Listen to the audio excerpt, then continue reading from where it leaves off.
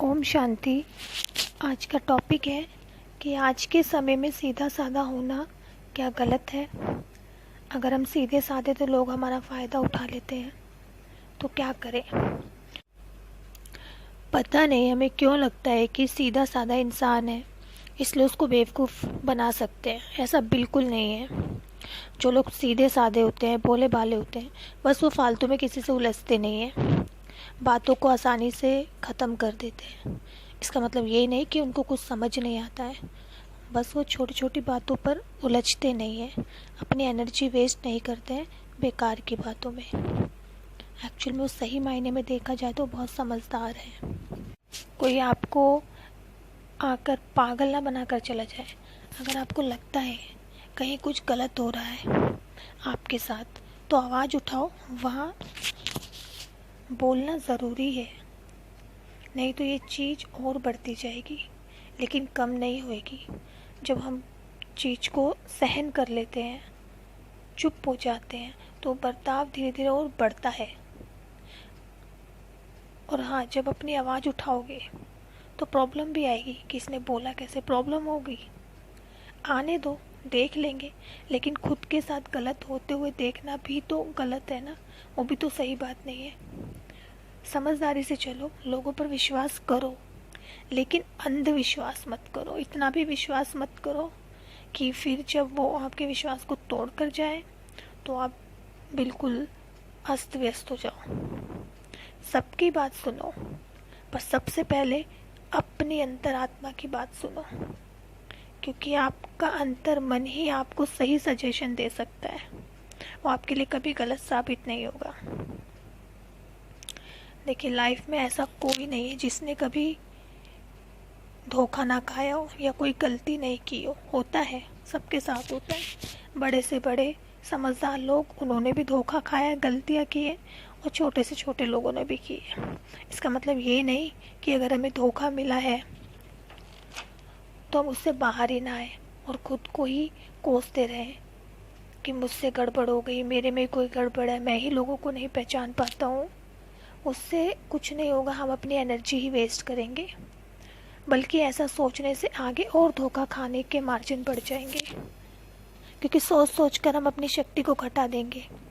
एक असंतुलित मन कोई संतुलित एक्शन कर्म कर ही नहीं सकता, तो इसलिए वापस गलती कर देंगे। उससे अच्छा है बात कितनी भी बड़ी हो, उसको छोटा हमें ही करना है। खुद को याद दिलाएं, खुद को बोले कि कर्मों का हिसाब किताब था ख़त्म हुआ। क्योंकि हमारे जीवन में जो कुछ भी होता है उसमें हमारे कर्म बहुत बड़ा रोल है। कर्मों का हमारे कार्मिक अकाउंट, हमारा कार्मिक अकाउंट था, अब ख़त्म हुआ। इस पल में उस हादसे से जुड़ी हुई हर भावना, हर इमोशन को छोड़ती हूँ। मेरा हिसाब किताब था, ख़त्म हुआ। उससे जुड़ी अब कोई भी बात मुझे परेशान नहीं करेगी। मैं पूरी तरह से मुक्त हूँ, संतुष्ट हूँ। किसी ने धोखा दिया हो या कभी हमने कुछ गलत किया हो, मैं उस पास्ट से, उस बात से पूरी तरह से मुक्त हूँ, क्योंकि मैं समझ चुकी हूँ कि मेरा कोई ना कोई हिसाब किताब था। अब मैं उससे पूरी तरह से फ्री हूँ और आगे अपने भविष्य के लिए, अपने उज्जवल भविष्य की कामना करती हूँ। उसके लिए मैं संकल्प लेती हूँ कि मैं एक शक्तिशाली आत्मा हूँ। मैं हर निर्णय बहुत अच्छे से लेती हूँ। परमात्मा की संतान हूँ। परमात्मा की शक्तियाँ चारों ओर से मेरे लिए एक सुरक्षा कवच है। इस रंगमंच की दुनिया में मैं एक एक्टर हूँ जो इस धरती पर आई है अपना रोल प्ले करने के लिए, और मैं अपने रोल को बहुत अच्छे से निभा रही हूँ। यहाँ कुछ भी परमानेंट नहीं है, सबको एक दिन जाना है।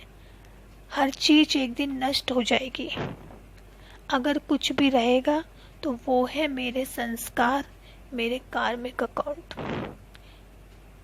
जिन्हें मुझे बहुत अच्छा बनाना है, क्योंकि मेरे साथ सिर्फ और सिर्फ वो ही जाएंगे। तो क्यों ना मैं उन्हें बहुत बेहतर, बहुत अच्छा बनाऊं।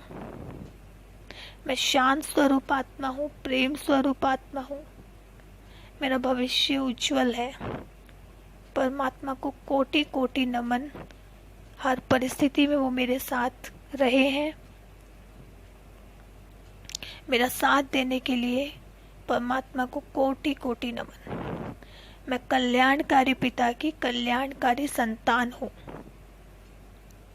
मैं अपना हर कार्य पूरी शिद्दत से करती हूँ। सफलता मेरी निश्चित है। मेरी निर्णय शक्ति बहुत स्ट्रांग है। मेरा हर कार्य सफलता ही सफलता है। सबका भला हो, सब सुख पाए। ओम शांति।